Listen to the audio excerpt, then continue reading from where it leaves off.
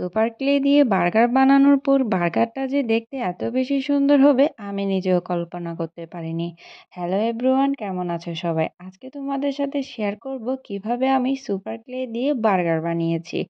অনেক দিন ধরে মা আমাকে বলছিল আমি যেন ক্লে দিয়ে সুন্দর একটা বার্গার এবং বিভিন্ন ধরনের ফ্রুটস বানিয়ে দিই, যা মা সুন্দর করে সাজিয়ে রাখবে। কিন্তু আমার আলসেমির যন্ত্রণায় কাজগুলো হয়ে উঠছিল না। তাই ভাবতে ভাবতে আজকে বার্গারটা বানিয়ে নিলাম। প্রথমে ভেবেছিলাম এয়ার ড্রাই ক্লে দিয়ে আমি এই বার্গারটা বানাবো, কিন্তু কি মাথায় আসলো জানি না, হাতের কাছে ছিল সুপার ক্লে।